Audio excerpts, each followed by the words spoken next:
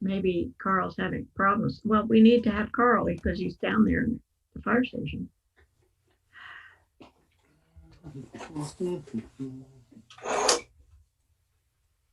Maybe I should call down there.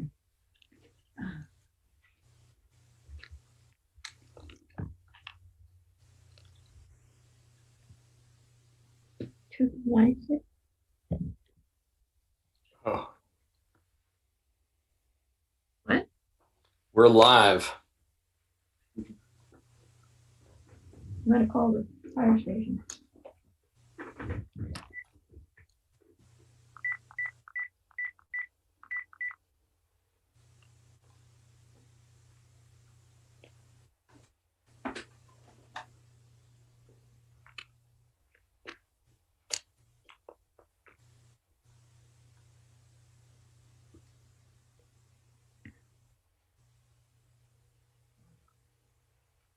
No answer.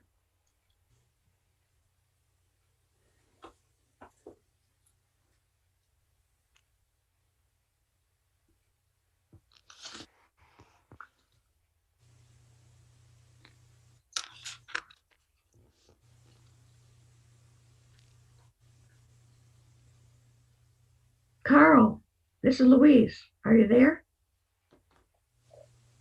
Pick up the phone.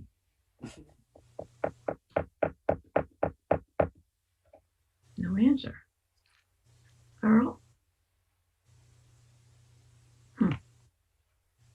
Okay. We need a secretary.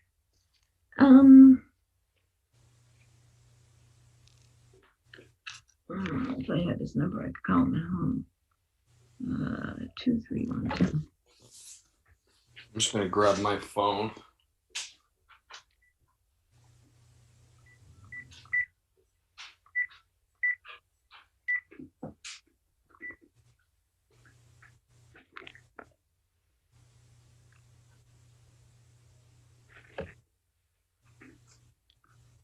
Oh, here's Amy. Hi, I'm looking for Carl. Did he go to the?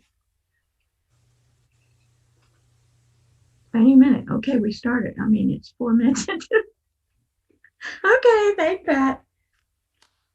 Okay, all right. Okay, thank you. Bye. He's on his way. All right, I'm going to call the meeting to order. We'll do what we can in the meantime. Any public comment? We're going to be hearing from someone in person down at the fire station, but that hasn't happened yet. Minutes of the August 31st, 2020 meeting. I'll entertain a motion to accept them. So moved. Is there a second? I'll second that motion. Oh, hi, Amy. Can you see me? It looks like No. it looks like it's dark. Isn't that weird? No, picture there. I can hear you, Amy, but we can't see you. Or I See if I can't. can adjust the lights. It looks like my video's on, but I don't know what's going on. Oh, okay. We know you're there then. Okay. Yeah, I'm here. Okay, all in favor, say aye. Aye. Aye. Okay. Warrants and bills, you have the list. I added some more today. Okay. Any questions? No. I had that one question about Boundtree, Alex, whether that had been paid already.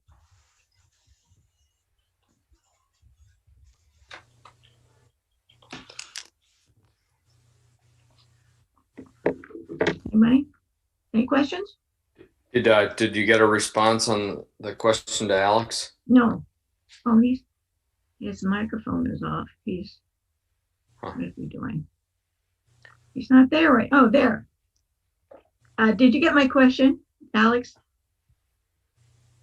Alex, we can't hear you. Unmute yourself. No, I was just making sure the auditor guy was coming, but he's not coming till 7:15. Oh, okay. Okay. I had a question on the warrant with the invoices. One of the bills might have been already paid, but the Boundtree bill, $261.81. But you can let us know, or you can just if it's been paid, fine. The which bill? Boundtree. It's a supply. I haven't paid one of those in quite some time. Oh, okay. Those are usually the gas squad bills. Yeah. Okay. Yeah, I so- haven't seen one of those in quite some time. because they bought the stuff a long time ago, but I guess I just got the bill. Okay. So I'll make a motion that we approve the warrants as distributed totaling $55,434.72. Okay. All in favor, say aye.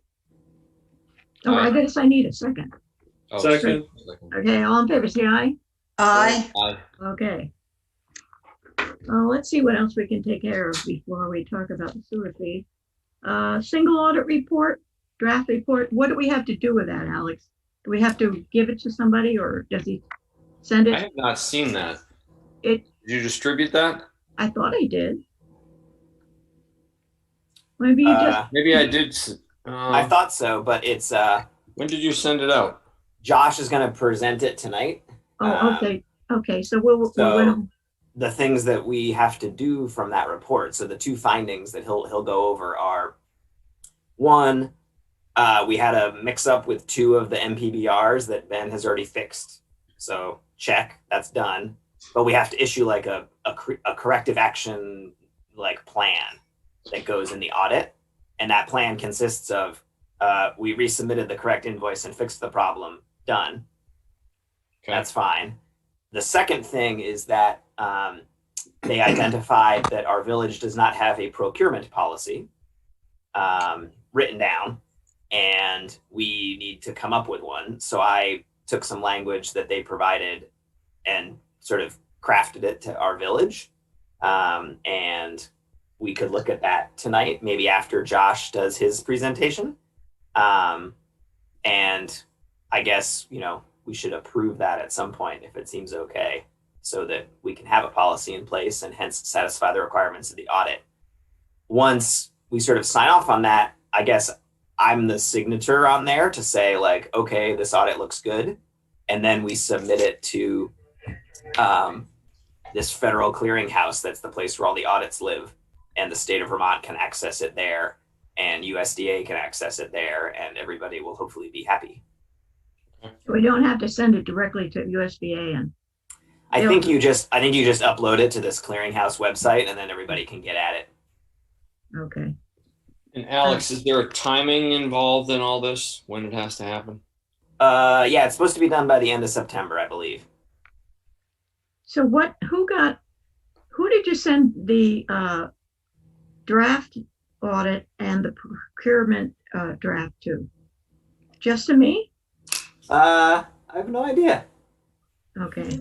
I think I certainly got a copy of the procurement. And it seems to me I also looked at comments from the auditor, but maybe I sent it Oh, to. we got the report from the auditor. yeah. Yeah, I sent it to everybody on Tuesday, September 1st at 9:15 p.m. Okay. So it went to all of your email addresses. Okay. So Okay. So Carl has joined us and Josh I has had. joined us. Hello. Hello. So we've done the first 4 items, Carl. Okay.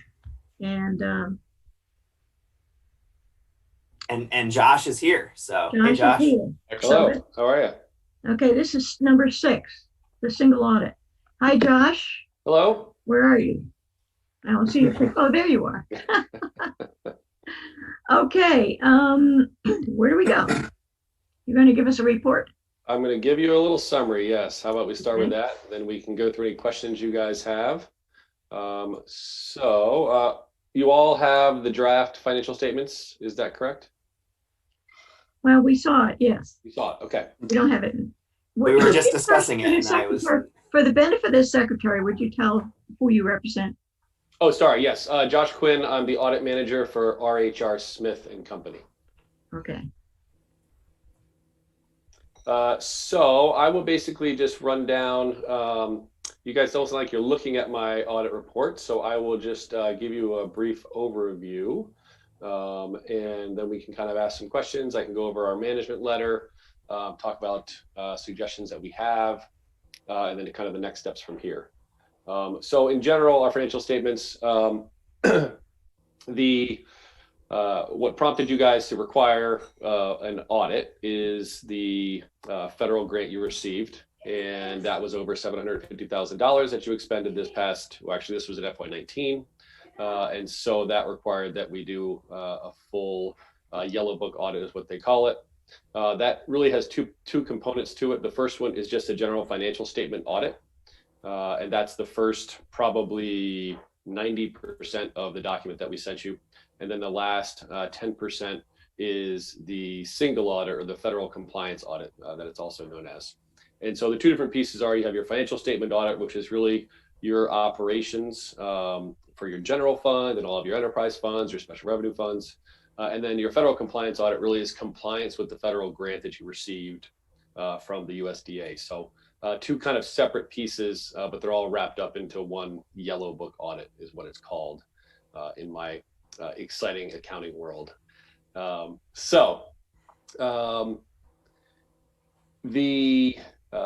far as so we then have two opinions. The first opinion is on your general financial statements, and we have an opinion on whether or not it is our opinion is either modified or unmodified. It could also be qualified, and that has to do with whether or not we believe your financial statements have any material misstatements. For your general financial statements, we had an unmodified opinion, which is a good thing. And as part of the financial statements preparation, as part of our audit, we also do a bunch of internal controls review. So what do your process and procedures look like? Who signs off on POs, all that, or anyone signs off on invoices? Who opens the mail, like all kinds of little details that Alex and I have had lots of discussions about. And actually, Ben and I have had some discussions via email about it as well.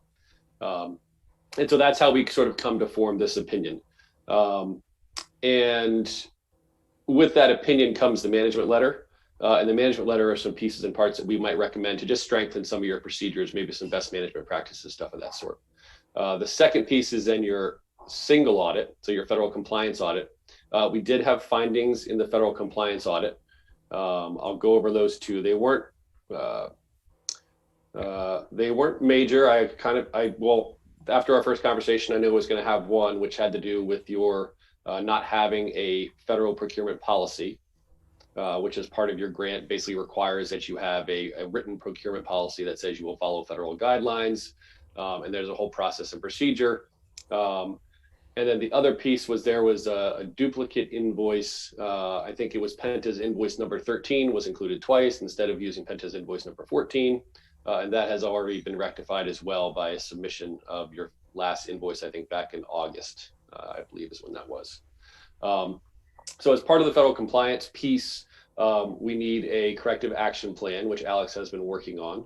I think probably has just about done. And those two pieces were to submit the correct invoice, which has been done, and then getting you guys to move forward with a federal procurement policy and adopting that. So those are kind of the pieces. The next steps then become, once you guys approve, or accept, I guess I would call it, you're basically accepting the draft, then we'll issue you a draft, or I'm sorry, we'll issue you final financial statements with our various opinions on them. And then we submit that to what's called the Federal Audit Clearinghouse, and that's for the single audit. And so we submit that, and then I think Alex will have to jump on there and attest to that information that's been submitted. And then that will wrap up the process for FY19. For FY20, Alex and I have had some conversations because there are findings in the federal compliance audit. Often another audit is required to follow up on those findings. Because you guys probably aren't going to have another audit and don't need another audit and probably won't have $750,000 of expenditures next year in federal programs. I suggested to Alex that you talk to your rep at the USDA that you've been submitting those invoices to, and just talk to them about other ways you can satisfy that follow-up requirement that is required once you have federal findings. An audit is only one of those ways to follow up. There may be some other ways that you can do it without basically having to have a whole nother financial statement audit and kind of save you that cost of $7,000, $8,000, whatever that total was for your audit this year. So that would be my suggestion there. I usually go through like our financial statements with, you know, and have people follow along with the pages, but since you guys don't have that, I think you'll all just be bored. So I will jump. Even with it, it would be probably. So I will jump into the management letter comment. So a couple things, and I've talked all these through with Alex. I'm sure how much he's filled you guys in on these or not. But the first comment was about bank reconciliations. So we just encourage you guys to do bank reconciliations that tie to your general ledger. You know, I would probably also recommend, and we talked about this a little bit, it's not in my letter. The state is currently procuring a statewide software, I think that they're going to use and at least offer to all of their towns and villages and cities. And that might be worthwhile for you guys just because those softwares typically come with a bank reconciliation function that will allow you to basically at any time have a really good handle when you do a bank reconciliation. Okay, here's our cash. Here's how many outstanding checks we have. And just have a better handle on where your cash position is from month to month. The other piece is about financial policies and procedures, which we've already touched on. In addition to the federal pieces, I would just recommend you guys codify how you currently operate. You know, Alex isn't going to be your treasurer forever. Whenever there's that transition from treasurer, whenever anyone even leaves the board, you're going to lose a decent amount of knowledge that those people have. So it's just a good idea to put that stuff down in writing. Therefore, everybody knows it. So when Alex moves on or there's a transition, there's no reinventing the wheel. Someone can have a piece of paper or a document that says, okay, this is how we process our financials. This is how we process our invoices. This is how we pay checks. This is what we do. And then the last piece was year-end reporting. This is just a comment about the way that you guys report your cash on hand in your annual reports. So your cash on hand doesn't include, it's basically, so you guys run your books on a cash basis. And the risk on running on a cash basis is you are not including any receivables that you have. So basically your delinquent taxes. You're also not including any payables that you might have, which could give you a misleading interpretation of how much cash you actually have on hand. So I would just be cautious about that. It might be worthwhile just to do a little bit of investigation on what it might take to convert, at least at the year-end time, to a modified accrual basis, which is what is recommended by the GASB, which is Government Accounting Standards Board. It's not really difficult, especially with a village the size of yours, but it'll give you a much better handle instead of just saying, okay, we have $32,000, for example, so we're going to put all that to our taxes for next year. You can definitely run into issues there where suddenly, you know, you're making that, if you think about it, you had $32,000 as of June 30th, 2018, for example, and in March of 2019, you assigned that $32,000 to the next budget cycle. So you're really 2 years behind. And this is not you, this is every single municipality, school district in our state. And so we always recommend, you know, just because you had $32,000 9 months ago doesn't mean you still have it. So that's one of the reasons that we recommend just making sure you have a good handle on what those figures are before you allocate them to the next year budget cycles. So what is that kind of accounting called again? Modified accrual accounting. Thank you. Yep. So that's pretty much it. Without going through all of my schedules in detail, 65 pages worth of numbers. Does anybody have any questions or anything I can clear up for them or next steps? I wouldn't mind a little clarification on the first comment that you said about the bank reconciliation. Mm-hmm. You know, just to explain that in layman's terms, what that involves. Yep. Yeah. So the bank reconciliation. So right now, so Alex goes through and just like everybody else, he verifies, okay, everything that hits the bank account, he understands what that is. So at the end of the month, your bank statement balance is going to say, let's just for an example, say it says it's $50,000 at the end of the month. And he goes through and he verifies all the deposits, all the transactions. Yep, those are all great. Yep. but you don't actually have $50,000 in your bank account. Well, you have $50,000 in your bank account, but you've also written $15,000 of checks, but you just wrote them on June 30th. And so by the time those checks clear, you actually don't have $50,000. You really have $35,000. And so basically it's tying that your bank balance, you're subtracting your outstanding checks, you're adding in any deposits you made at the end, and then that will tie over to your general ledger balance. Okay. So that's the idea of actually a bank reconciliation that ties to your GL. So it ties those two documents together so you know what that is. I see. Yeah. Thanks. And yeah, I've basically been reconciling what's in Quicken and not paying attention to anything that's outstanding. Right. And so that's a problem. Right. That's just a cash basis. So you've just been operating, and Alex walked into an operation that was just a cash basis, which is how that works.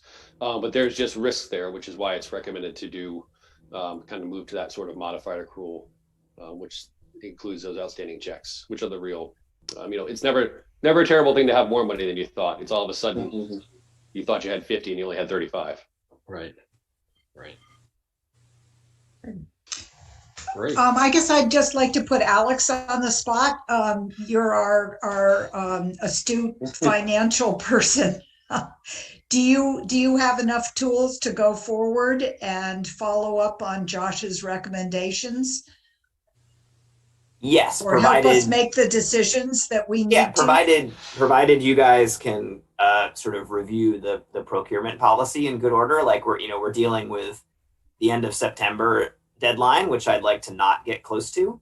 And so that would be the main thing. And then the software piece is kind of not necessarily germane to the conversation tonight, but it is, I'm currently using a very outdated Quicken thing that is, when Josh asks for a certain report, I can't figure out how to make Quicken make it. And so I had to do some weirdness, and Josh had to be flexible with us, which was much appreciated. But, either going to QuickBooks or a state listed thing. And, the other issue is like the outstanding, all the taxes that we haven't received yet, like, they're in weird spreadsheets that I manually manage.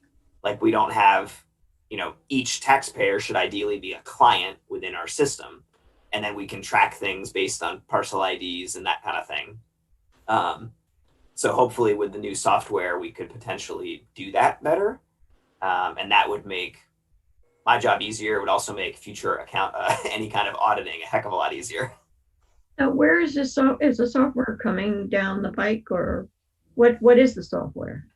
So I don't know what the software is yet. So right now, most of the municipalities in Vermont use a software called NEMRC, NEMRC. Right. And that's how they track all of their tax receipts. And that's what they use. A couple of them do use QuickBooks. And I think you guys, I think either Bellows Falls or Rockingham do your taxes or do your tax processing for you, right? Rockingham. So they use NEMRC Mhm. because we audit them as well. They use NEMRC because that's where all of your actual tax data is kept, is there. I don't know what the new software is. I'm not sure if the procurement process is done yet. I heard about it last year at this time from one of my other clients who was on one of the committees that was helping the state try to pick a software. So I don't know what the status of that is. Yeah, there's no like house on fire disaster here. It's just Right. like as soon as that's available, it would be lovely for us to figure out how to use it. And then that'll make it'll make things better in the future. Yeah, and even if that comes with a price that doesn't make any sense for you guys with the size of your budget, then you might want to look at QuickBooks, because even QuickBooks is a large step above Quicken. You can put in a budget. You can have just some more controls and some easier reporting for Alex to provide to you guys, so you guys can make good financial decisions. Okay. Yes. That makes a lot of sense to me. I hate the idea that we're tying your hands, Alex, by giving you old, outdated tools. I mean, it's painful to learn the new stuff. Typically, it's really painful. But once you got a handle on it, your life is so much better. Yeah, it just means I have a lot of like kludgy spreadsheets that Josh had to look at. So Spreadsheets and stacks of folders, right? Of who Yeah. hasn't paid and who has paid, and if you guys were larger, we would have not been as flexible, I'll call it. yeah. We're still in the Bob Cratchit era. Right. Ooh. Okay. Anything else for Josh? Josh, thank you very much. Yeah, absolutely. You're very welcome. Are you up in Maine now? No, I live in Middlebury, Oh, okay. so I'm just right over the mountains. Okay, good. Yep. Well, thank you very much. You're very welcome. You guys take care. Yep. Thank you. Pleasure. Oh, one more thing. By the way, so as far as Alex, you mentioned the deadline for the September 30th. So I don't need and I don't know if you're going to approve it right now or not. I don't need that approved, like this meeting, for example. I just need you to put in that corrective action plan that the board is going to, or is reviewing, or is considering, creating this federal procurement policy. Okay. And then that's good enough. And then that's what you would then be the follow-up that you'd have with the USDA would probably be providing those minutes and here's the plan and yada, yada, yada. Okay, good. That's good. Takes the pressure off. All right. Take care. Thank you. Great. Thanks. Okay. Carl, is Connie there? No, it's not. Oh, okay. Should we finish this while we're on that Yeah, is there more? topic? What else is there? I'm ready to discuss the procurement Policy? procedure. Okay. And I'm so glad you got Josh Quinn to come to this meeting. That was great. Yeah, he offered, and he's been a total pleasure to work with because Yeah. I'm certainly not an accountant or an auditor, and so there was a lot of language there that I learned. So one point of order. Are we able to approve a policy that's not warned? I don't know. I mean, it seems So like it would be worth. certainly It seems discuss like it'd be it, I worth think, discussing but and then potentially warning it for the next meeting. I mean, we can put it as Uh-huh. Josh suggested, just in our corrective action plan, is like, hey, we've reviewed a draft, we're working on it, that kind of thing. Okay. Yep. I don't have a copy in front of me, but you have a copy in front of you, Amy? I do, yes. And I'm assuming we have one more meeting in the month. We have to discuss that. I guess we Okay. could. Okay. I would. Yeah. Yeah. Go ahead. I'm sorry, I didn't mean to interrupt. I was just going to say I'm all for discussing that policy. I think we can probably direct Alex to go ahead and prepare the corrective action statement as Josh suggested, and then whether we get the approval done before the end of the month won't be critical. Okay. I agree. Great. All right. Does someone have do you have comments on the procurement policy, Amy? I read through it. I looked at the Village of Bellows Falls, which is a little longer. To be honest, this is not my field of expertise whatsoever. I am relying on Josh's opinion and Alex's comments about working with him. And I got to say, it looks fine to me. Did you get, it was a boilerplate thing, right, Alex? Yeah, I mean, I walked through it and edited it to make it applicable to us. Okay. But yeah, I mean, I don't think it's a great use of group time to read it right now, but Right. if we could all dig into it a little bit more, that would be good. But yeah, I pretty much just made it like the village, this is our this, just to make it sound like it was written by us. Right. Sorry. I also read through it and I did have a couple of questions about it. Okay. And they're kind of picky details because I used to have to proofread things. But you talk in here about the village at one point, and in some other spot you talk about non-government agency or government agency. Are they the same thing? I have no idea, and I might have missed some thing to correct. You have something in front of you, Carl? Can you give us an approximate page? I have to admit, I printed it out with page numbers because it's so hard to keep track of things. I am trying to find it, and I can't now. Would it be sensible for us to work from Alex's edited version? Well, that's what we received. Yeah, Oh, I thought that Alex had further edits. I guess I misunderstood. No. He downloaded a boilerplate, edited it, and sent it. So, yeah. Carl, while you're looking for that, the one I didn't read through it. In general, I didn't have any objections to it, but the one thing I would like to look at in more detail is the language about for the different dollar amount policy commits us to, or if it commits us to anything in particular about number of bids or the process that we have to go through. I think being a small, smaller village, that we want to leave ourselves some flexibility, around how we go about that process, because sometimes, doing, say a sealed bid where you're getting multiple quotes, steers you towards certain size of entity that's going to participate in that process, and you don't always get the best price, I think. So I think,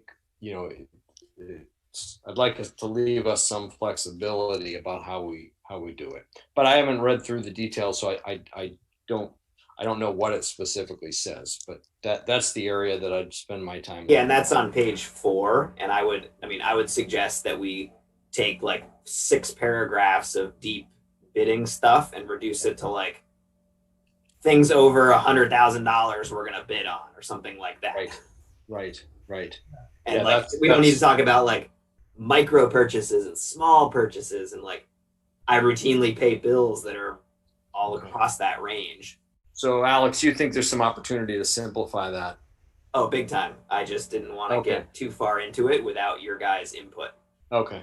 So the document that I compared it to is from the Legacy site. It's the Village of Bellows Falls policy procedure, and I thought it was more reasonable on things like if the number of bids does not reach the minimum, if we're forced to consider a sole source. It just seemed to me that there was more of that kind of language, Ben, that addresses what happens in a situation when you're really small and not that many people come out to bid. Right. Yeah, or if, we're not going to bid on like the manhole replacement cover ×1. Like, that was the other thought that I had, that 3,500 is awfully low for a minimum bid. And I'm sure that the current rate for Rockingham bids is higher than that. And we might want to replace that figure just so it's more realistic. I mean, I know the language around it is, or any, I've forgotten what it is, or any comparable standard, but it seems to me that we should take that red flag out of there. Okay. So what if we put this on the agenda for our next meeting? But in the meantime, Alex, are you comfortable preparing that corrective action statement?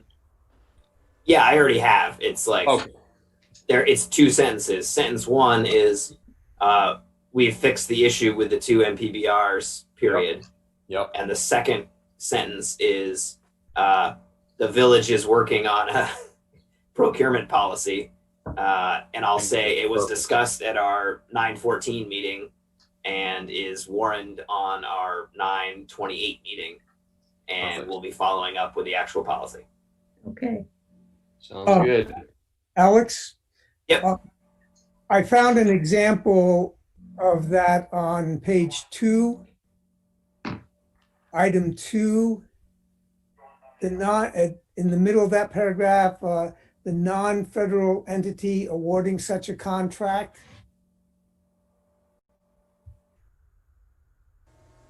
You see what I mean? Or Yep. Yeah, I mean, I think if if you, Carl, and others want to like turn on track changes and send them back to me with that, like we should just do that. Okay. Because it needs more than just some wordsmithing. It needs some like strike these 3 sections from this. So I think that it would be, what I'd propose is that, you know, the trustees read through this, you know, carefully with red pens in hand or track changes on in Word, if that's your preferred method. And then, you know, if you want to send them back to me, I can prepare sort of a presentation or a draft of it for the next meeting. And then we could actually go through and say like, strike that, add this, that kind of thing. Okay. But for my understanding, is that the non-federal entity, is that the village, or are we considering other entities besides us? I'm sure it should just say the village. Okay, I just was confused whether or not there were other entities in the equation. I don't think so. Carried. Okay, thank you. I'll keep that in mind when I go back through it.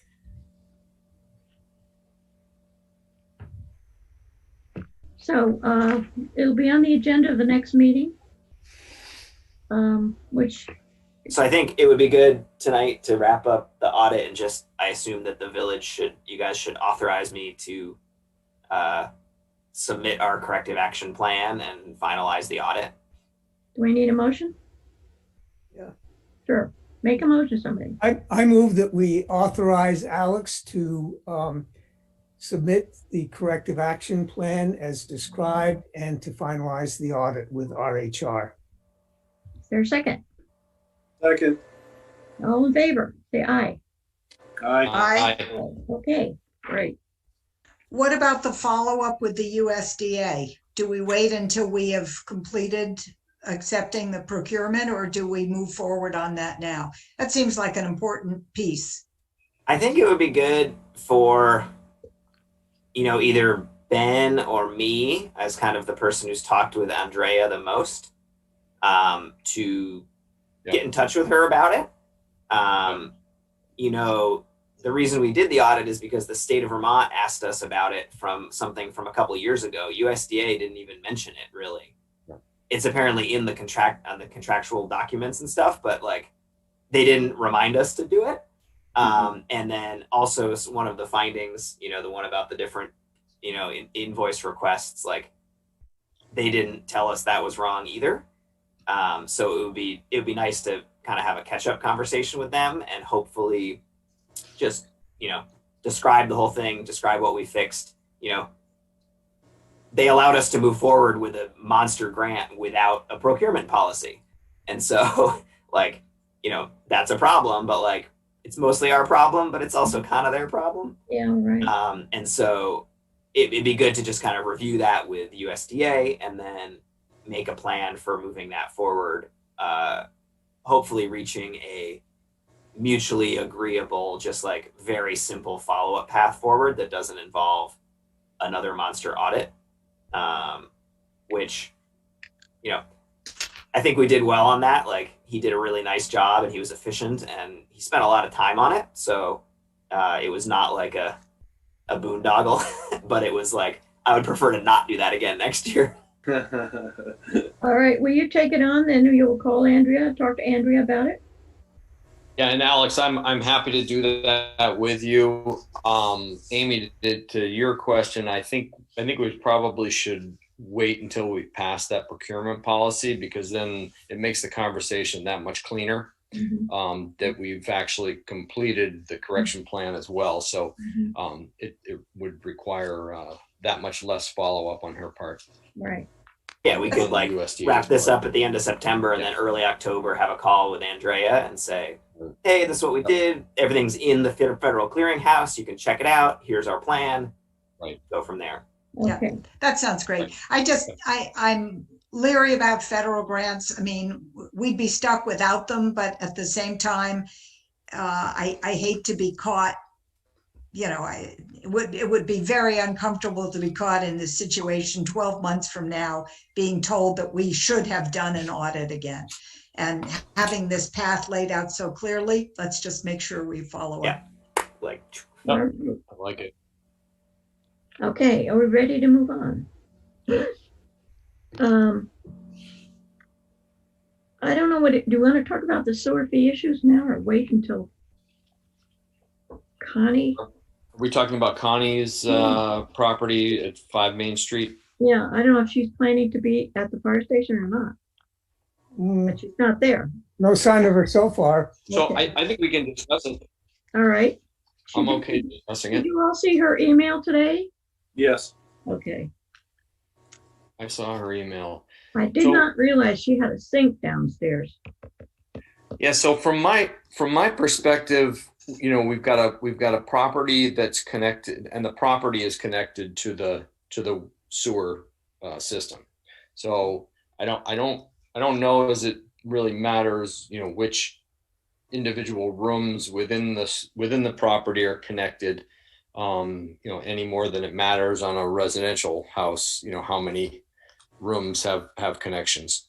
So I think the bigger question is how many, what's the usage of that building, and how many units do you consider that building to be? And there's no clean answer. I think we've got multiple commercial properties in the village where their usage from year to year changes. Sometimes they've got, additional tenants and they chop the space up. Sometimes it's, a reduced number of tenants or vacant and not being used at all. So I think the question is that the property we're talking about, as long as I can remember, it's been classified as a 2 commercial unit structure. So it was, being billed for 2 units or 1 unit and a vacant unit, or some combination of those. So what we're finding out now is that there's actually potentially 3 units. No, that's not. No. Oh, that was my interpretation. Was it? Well, I know what she's saying. And see, the sewer line comes out at the upper level. They have a shop down in the basement level. The sink does not go into the sewer system. It goes into a tank. I thought she said it did in her email. Our email It says it goes into a tank. Now, if they just have a tank that they have pumped out that's buried in the back lot, then that water is not going into going to the sewer plant unless they have a pump that's pumping it in there. So maybe some clarification on that, but that's what I took it to be, that it goes into. I see. So she's saying that the sink drains into a septic system. That's her words. Okay. The septic system being separate from the sewer. Exactly. I see. Okay. Yeah. So that's down at the lower level, and the other is obviously the way she has portrayed it here. And there's no one in the space right now. And I'd be fine with making it a single unit, seeing how none of it is being used at all. It's also very small to have two units in there. I have a No, it's question then. good size. I used to go there with the chiropractor, and Sue Hernandez were there, so it's doable. But as she has stated here, that the plumbing has been removed from the salon area, so I call it one unit. This is me. Carl? Yeah, if we had an office building with 2 attorneys' offices in it, some say, and they shared a common bathroom with the 2 offices, would we consider that 2 units or 1? In other words, would we bill based on the number of businesses or based on the number of connections? Because I think that's really the issue here, isn't it? Well, I'm not sure if that's the issue here, but in that case, that would be considered 2 businesses if it was two separate businesses. Right. And what we, I think when it comes to the commercial properties, what we have tended to do is taken what I've always viewed as sort of a pro-business approach. And when the commercial properties have got tenants, then we charge, based on the number of tenants that they've got. And when they have fewer tenants, we charge less. So, there's the Saxton building, I think, is a good example that's fluctuated. The Warner Center, that has fluctuated over the years, quite a bit. So it's when they've got more tenants and they've got more revenue coming in, then they get charged for additional businesses because that's what they've got. Okay. So, I think, there's some precedents to do that. When it's a mixed use and you've got a residence in there plus a business, we've tended to, always charge for the residents and then for the businesses separately. So, Connie did mention, I think in her email, that she, might be able to get a residential tenant in the building. So I think if that were to happen, really, if the usage changed for her at all, we'd have to revisit it at that point. Okay. Currently, it's a one unoccupied business. Well, That's currently it's been charged as two unoccupied businesses. Yeah. But So the request is to make a change to one. right, Yeah. which is the de facto use of it. Is de facto use is that it's one unoccupied business. Yeah. That's connected to the sewer line. So I'll make a motion that we change it to one. One unoccupied business. Yes. Is there a second? I'll second that motion. Okay, any further discussion? All in favor, say aye. Aye. Aye. Okay. And were there any other issues on the sewer fees or taxes? Do we have the sense that Anne Guyon is satisfied at this point? We haven't heard from her.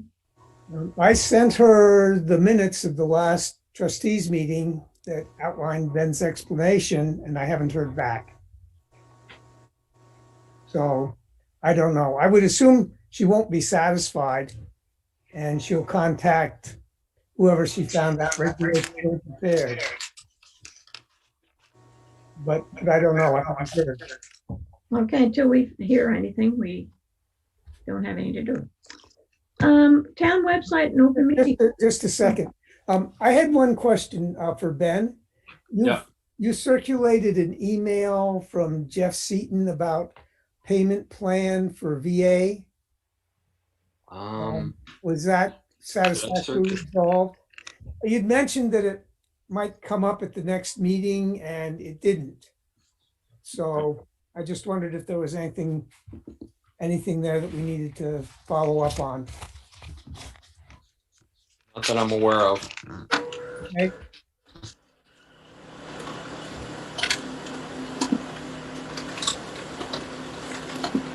Ready to move on? Town website and open meeting law. Amy, do you have anything to report?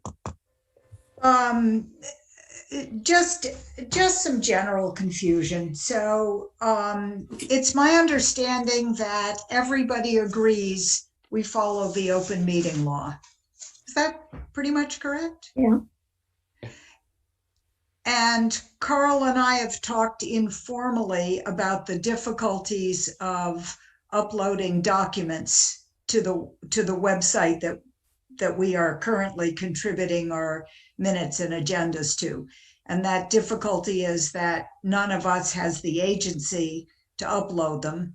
We give them at this point to the interim town manager, and depending on his workload, they get updated promptly or at some point beyond what we'd like to see.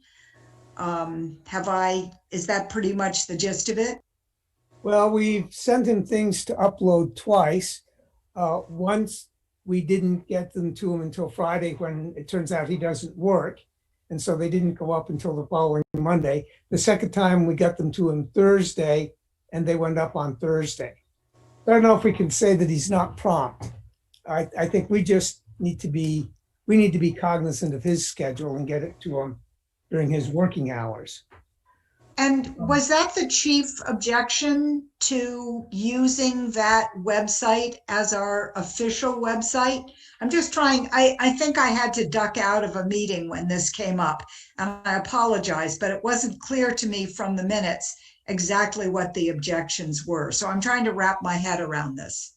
Well, I'm not sure that in order to comply with the open meeting law, we have to have an official website or publish our minutes on the web. I think we are in compliance with the open meeting law the way we currently do it. Am I correct? Well, as you said, they have to be available. And I find that very challenging given that we have no obvious seat of government in Saxons River. And I don't consider a call to Louise or to Carl or to Ben or to Matt or to me a way to make those minutes available. I mean, I think the situation is quite different from a standard town hall when you know, if you knock on the town hall door, the minutes will be available. The fact that we are individuals without an official place to hold minutes makes me nervous. So that's where my discomfort comes from. Well, I think, and others can correct me if I'm wrong, part of the objection to using the town website as our official one was that we did not have control over the posting of the minutes, the timing, that we were dependent on somebody else to put them up for us. So that if we made that our official website and then something happened that the town couldn't process them as quickly as the statutes required, then we would possibly be in difficulty.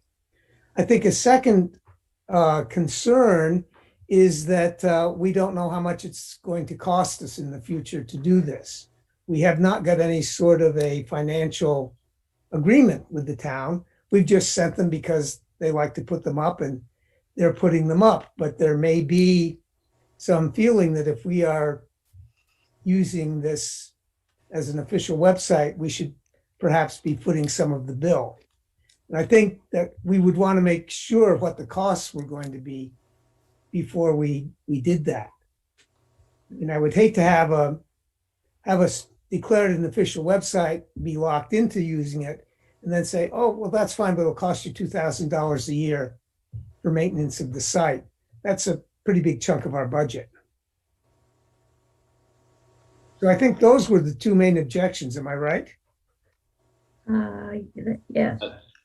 I think so. Also, because if you call an official website, there you have certain obligations for maintaining it. In the old days, before computers, they must have just, I don't know what they did, where they posted the minutes like on a bulletin board somewhere, or you just went to the town clerk, you knew who the clerk was and asked for a copy. So that's something to consider too. Do you want to post them on the bulletin board by the fire station? No, I want to post them on the town website. I'd Some like to people work don't on, excuse me, Louise? Some people don't have computers, so. Yeah. Let me finish. Yeah. I live in a literary neighborhood. You guys know that. I mean, it's all retired teachers and librarians. Carl can attest. And people want to see the minutes. They don't want to ask me for them. They don't want to get on the email list. They want to Google them and see them. I think that you've brought up the idea of having a page on that website with our names on it. I think that's equally a good idea. I feel like we're operating as if we were living in 1972, and we're not. So, Amy, I believe. Let me bring up, oh, go ahead, Ben. I was just going to say, Amy, I don't think you were at the meeting when we voted on this, but we did vote to submit the minutes to the town of Rockingham for them to post on their website to accomplish, get the bulk of, if not all of the benefit that you're seeking. The objection came with wording that established that as our official website, because it's not our website. It's the town of Rockingham's website and the Village of Bellows Falls website. They both split the cost of that website. They pay for the staff to maintain that website. The Village of Saxtons River does not contribute to that. And so that what Carl stated about the objections was pretty much right on, where we really couldn't, in my opinion, have that be our official site because we don't control that. And as a small village with a small budget, I don't really want to obligate us to that if we don't have to. So where we're meeting our obligation as for the open meeting law without having that, and we've got this great opportunity to have the information posted there, let's do it. You're right, and I'm sorry for belaboring this. I just make one last suggestion, and that is that we make every effort to submit things a full week before they need to be seen. So I don't think we should wait for corrections to be made to the minutes by individual board members. I think we should put the agenda up a week ahead. Granted, it may not be posted, but that would be my thought, that we try, accepting the limitations that you pointed out are reasonable for such a small village, that we nevertheless make every effort to get things up in a timely manner. Okay, And I'm sorry to be so dense about understanding the implications of a discussion that I missed. I think that there's not a problem with getting the agenda minutes to the village, to Chuck in a timely manner to get them up, so that they're there 72 hours or 48 hours before the meeting. Getting the minutes up in a timely manner is a little bit more of an issue. I am very, very hesitant to put a draft of the minutes that hasn't gotten feedback back from the trustees on what was said and have that go out as a record. An example of this is just the last set of minutes where Ben had some excellent comments and corrections to make on the draft. Read the bed and breakfast issue and why that did not qualify for the same objection. What I would have put out there would not have been as clear, might have created a misunderstanding. I think it was much better to have waited for that correction. And about, I don't know, I haven't been keeping track, but it's not infrequent that I'll get feedback from one of the trustees saying, this needs to be changed. And I think we should at least get the corrections of the trustees. Yeah. So I could go either way on that. I think if it's clearly labeled as a draft, then those corrections can come out in the approved minutes, and I wouldn't have a problem with the draft being posted. Carl, you're absolutely right that if somebody read that draft, they're not going to pay attention to the fact that it's a draft and that it might be changed subsequently. They're gonna read what they read and interpret that. But that's democracy, and that's the open meeting law policy, is that you're going to have that messiness. So I don't have a problem with that. I think we just need to be prepared to point out to people that what you read was in draft minutes and was the clerk's interpretation, but it was subsequently corrected, and we stand corrected. So I could go either way. If it doesn't take very long to get the feedback, then but that's my comment. Well, I have a communication from Chuck about this, which says it's perfectly fine. We often put up the draft minutes, but we do not post the revisions.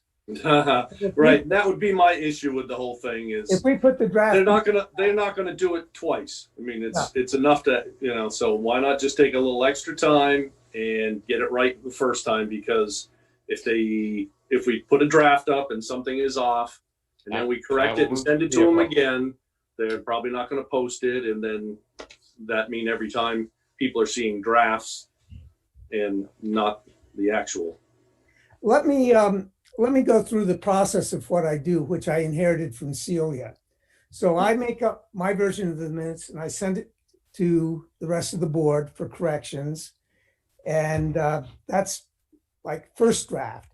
And then any corrections that I get from you, I make, and then I send it out to the email list, also as a draft, but it's a little bit different draft, or it could be. So there's like a first draft and a second draft. That goes out Friday night, Saturday morning, the 5 days. We could send that draft as a draft to be posted because there's very rarely a comment from people reading the minutes. That's happened once in the time that I've been taking them. So the comments generally tend to come from those of us who are here. Mm-hmm. And if we wanted to put a draft up,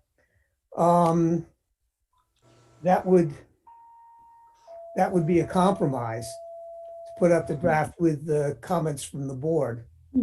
That sounds good to me. And then if there are questions, they should be addressed in the next meeting. So you just have to make a point of saying, well, make sure you look at the approved minutes at the next meeting. Were there additional comments made to clarify issues that came up, i.e. email? And that doesn't happen very often, but it does. I would point out that Chuck said that minutes get posted within 10 days. So they're not making an attempt to meet that 5-day window. So I don't think we gain anything by sending out the really rough draft. Did I hear somebody say, Carl, that the town was not going to post the approved minutes if they've already posted draft minutes? What I have in an email from Chuck is that the draft minutes get posted within 10 days as a draft, and the draft is not replaced with the final copy unless there is a substantive change. I see. Okay. And that generally, he said that generally doesn't happen unless there's been a change of clerks. I see. What's the requirement for us to get the minutes The out? requirement is that we make them available within 5 days. 5 days from the meeting. And it's not business days, it's 5 actual days. So Carl's right on the money. If he has them out on Friday, we've met that. All right. If I have them out on Saturday, we've met that, right? Tuesday, Wednesday, Thursday, Friday, Saturday's 5 days. But that's with revisions, right? That's with revisions from this group. Yes, right. But not with revisions from anybody else who may have. Well, I think that as long as, at least a couple of us can look at it and revise it, then send it out. I don't know. Does that mean there will be no record of the final minutes? Yeah, no, the ones he's sending out are going to be the final minutes. No, he's Unless sending. There won't. There might be revisions at the next board meeting. Somebody may come up with a comment that needs to get incorporated. That's happened a time or two. Okay. What's the difference between unapproved minutes and draft minutes?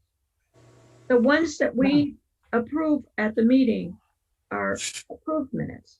That's the final ones. Yeah, once we approve them, the draft becomes the official minutes. And well, typically we just approve the minutes that I've sent out. Isn't it more important to have the approved minutes on the website? So I'm going to make things more confusing by quoting the message, Carl, that you received from Chuck, which doesn't actually, my interpretation, so I'm just going to read it. We post, this is Chuck to Carl. We post the draft minutes within 10 days. Those minutes are typically left online, even when a final copy is adopted. There are times when corrections during a meeting are substantive enough that we update those minutes, but that seldom happens unless we are switching to a new minute taker.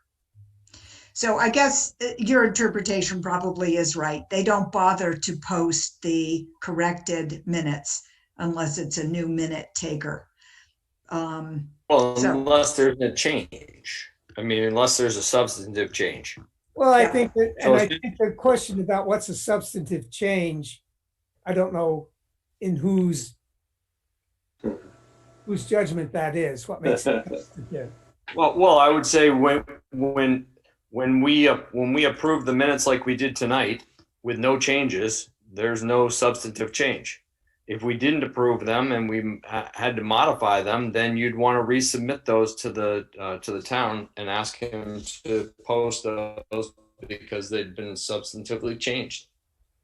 Although you always do have, and we know Carl takes scrupulous minutes, you do have the discussion of the minutes and the vote to approve.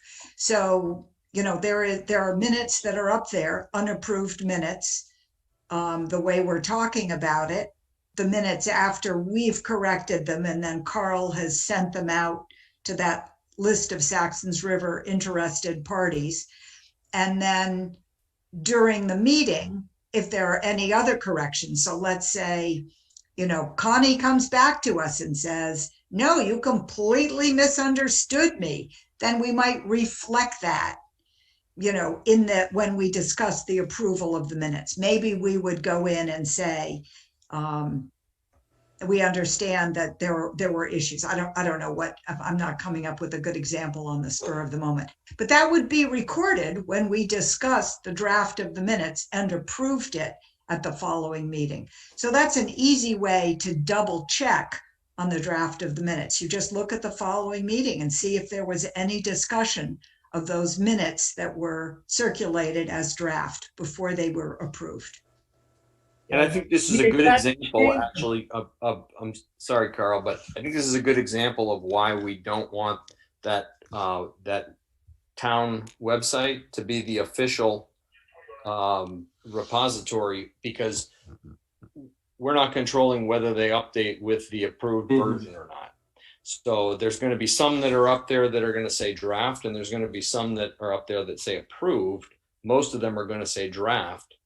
But the official distribution comes through that email list, and everybody on that list gets a copy of the approved minutes. They don't get the approved, they get the draft. No, They also get the approved, Amy. So tonight I will make up a new version of those minutes, which has the watermark taken out, which says approved this date, and that will go out to everybody on the meeting list. So you get two versions of the minutes. If you're on that list, you get the draft within 5 days, and you get the approved minutes after the following meeting when they've been approved. And I will, happily send those approved minutes on to the town, but they probably won't go up. I we think only wanna- yeah. You've satisfied me that the most important thing happens, which is that they get the draft minutes to be posted long before the next meeting takes place. Well, we can do that. I have not done that yet. I have only sent them the approved version because I have reservations about putting out a draft.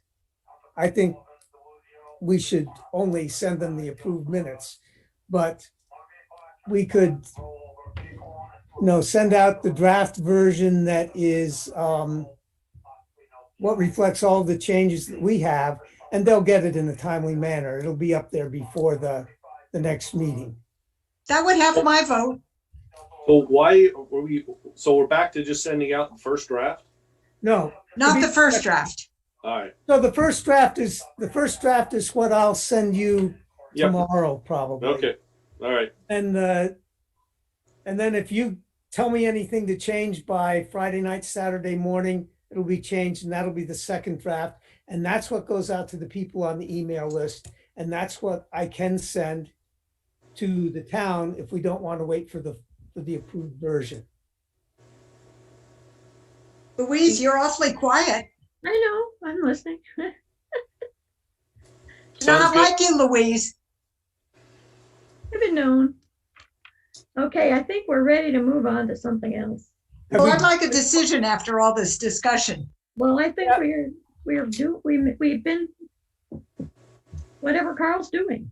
I would like to make a motion, Yeah, unless you stand over me, Carl.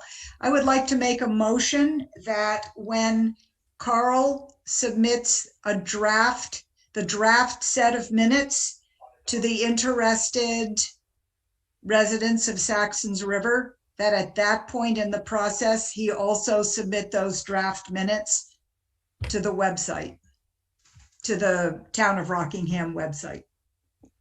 I'll second that. Oh, who seconded that? Ben?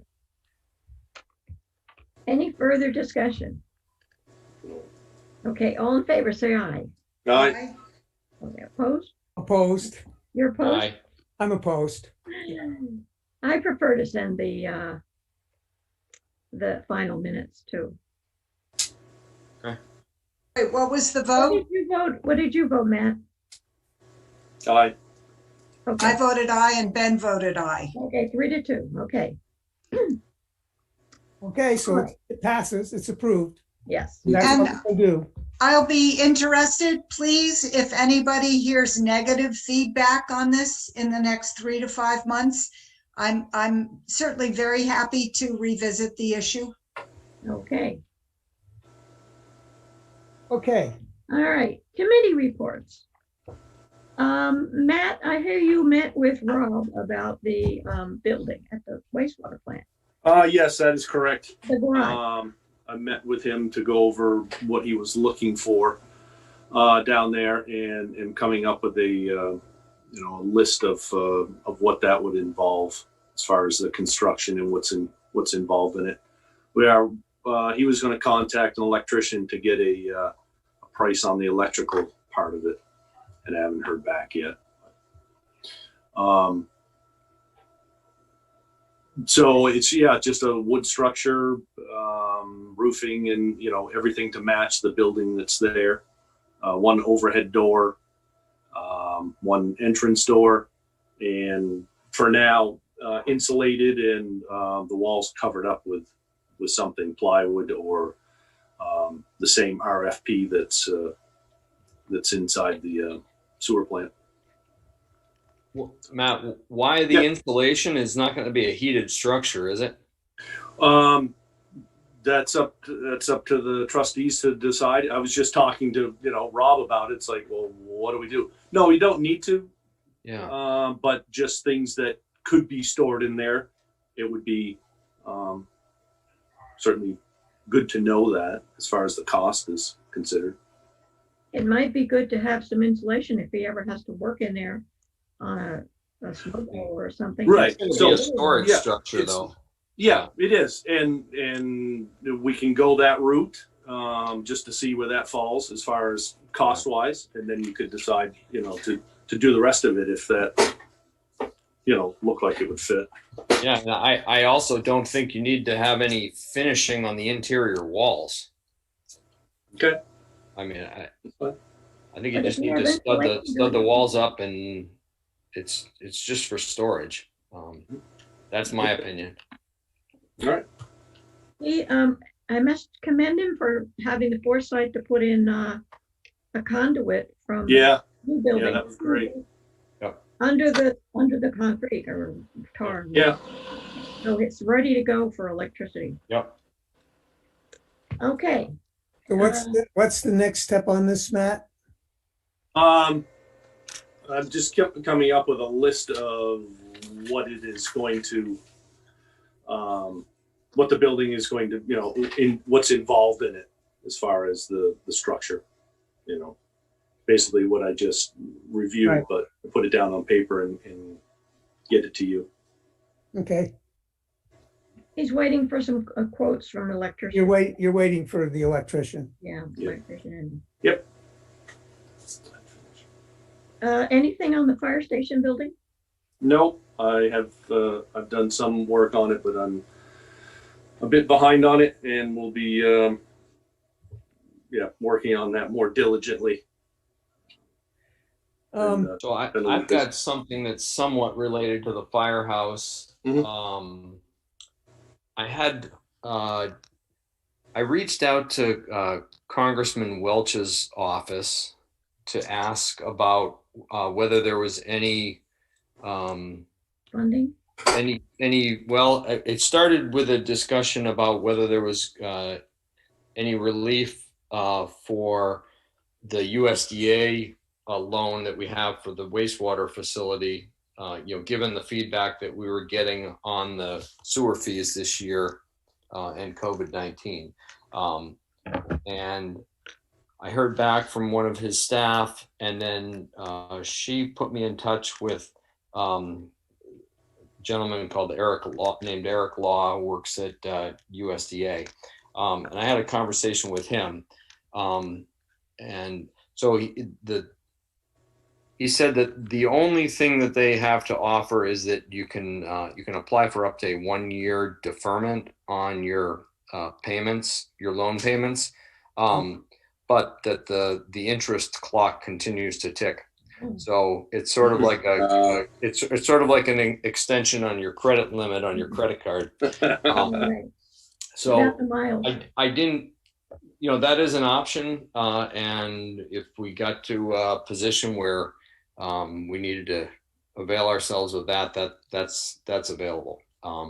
We also talked about other options like potentially, reducing the interest rate with essentially a refinance.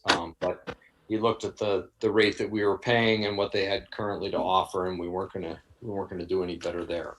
But he did say that potentially the USDA has got grant money and certainly loan money, but he did indicate grant money that might be able to be used for a fire station. I just wanted the group to be aware that there may be some grant funding possibilities out there for a fire station, which we hadn't heard about previously. And he indicated that the best thing to do is to get the project to a point where it's essentially shovel ready. And that because then you're going to be first in line for any funds that are available. So just to be clear, this is a grant, not a loan? That was my understanding, that he was saying there may be grant funds available for a project like that. So I just wanted to share that with the group. Good. All right. Is there other business? Yeah, I have, related to the fire station, I have a couple of sort of, I don't know whether it's gossip items, I guess. So I heard at the old people's breakfast on Wednesday morning, someone made the comment that their fire stations now have to be constructed so that trucks can pull into either end of the bay. In other words, a door at the back and a door at the front. I don't know if that's true, and I assume that you dealt with that with the architects or with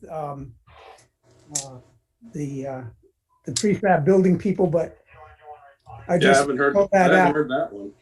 We heard that. I don't even know if it's true, but it's something you might want to keep in mind. So this would be a brand new requirement? No, we have heard that before, and for some. I've never heard it. I did. I've never heard I remember hearing it from, is it John Vissers? Told you that? No, Ron told me that. Ron. I know it where Ron is from, it is required, but I'm not sure that it's required. Yeah, I'm not. He seemed to think it was required in Vermont, so that it was a federal requirement, but I pass it on for what it's worth. All right. I guess 99% of the fire departments in the state of Vermont are not complying. Oh, Grafton certainly isn't. The one we were looking at as a model for ours. Right. There's no way you can pull in except for one side. Well, this would be a requirement that would apply to new construction, not necessarily old. And the second is Guy had mentioned to me that one of his neighbors, and I don't have a name, so this is anonymous, who is on the Rockingham squad, said that Saxtons River turnout has been low. There haven't been as many people at the turnouts recently. I don't know what that means, but some concern that maybe the department wasn't as well supported by the community as it might have been. So I'll throw that out if that is something that What do you mean by turnout? number of people showing up at a call, Oh, okay. Okay, number of volunteers showing up for a call. okay. Yeah. And, you know, I hadn't heard that and I haven't asked about it because I hate to spread rumors like that.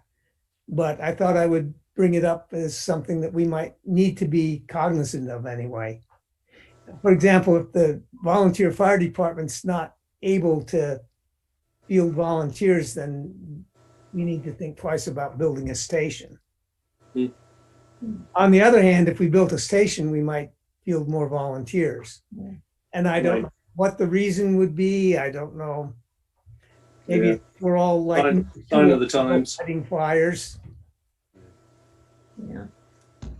Louise, should we invite, I'm so ignorant about this. Should we invite the head of the volunteer firemen to come and just update us on what's going on? You mean the chief? If it's chief, sure. Well, we could. I was really wowed by the way you got VA at the last meeting. That was so informative for me. Just the precautions, the what they're doing, and making all of us better informed about something that's happening right in the village. And that was their initiative. Yeah, well, Yeah. you went for it, so more power to you. But I just wonder if this is even a subterranean issue. Maybe if we have time, 10 minutes, 5 to 10 minutes at another board meeting. Okay. I don't know. I know it's a lot to ask of volunteers, but Okay. Well, I think it might be a good idea if we're looking on moving forward with the fire station to just have a perspective of what the department is about and What to is sell it to the community, if nothing else. Now, there is a memo of understanding about the training that they're going to be so that they're going to all the departments will train together and they'll take turns. So they have Right. we haven't been given the memo, but the fire departments, I guess, have signed it.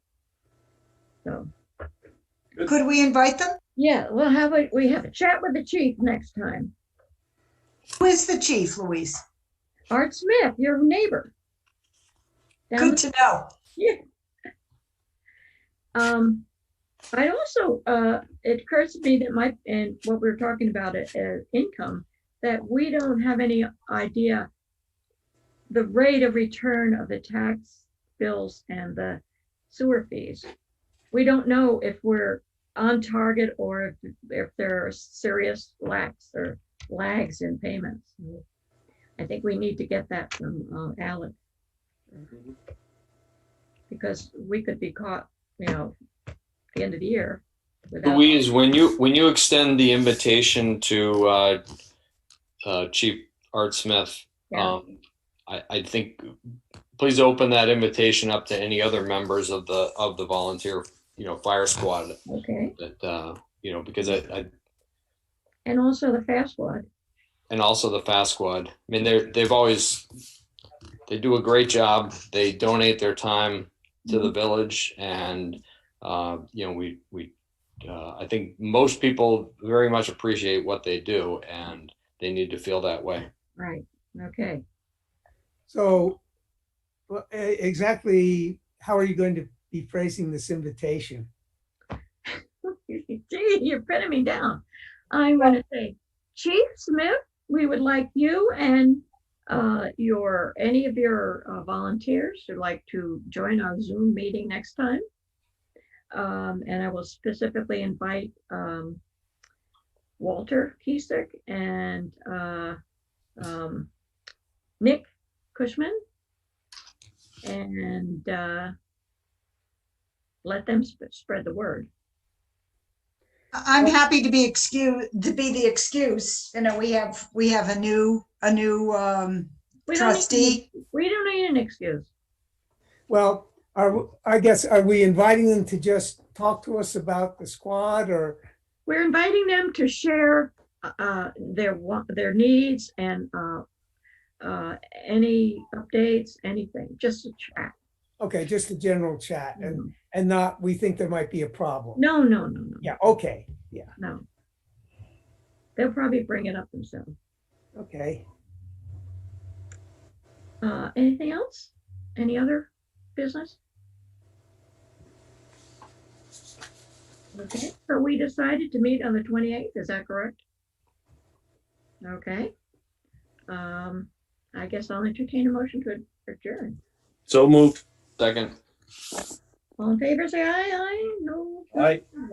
Goodbye. Thank you So all. long. Thank you. Thank you to the girls back there, the brown and the black. For the blue and white, whatever she is. Did anybody take any minutes before I got No, any note it's the usual, but you can find it on the Fact TV? Okay. you have access to that, right? Oh, I think so. Yeah. Yeah, they were I here. think so. Okay. Take care. Okie doke.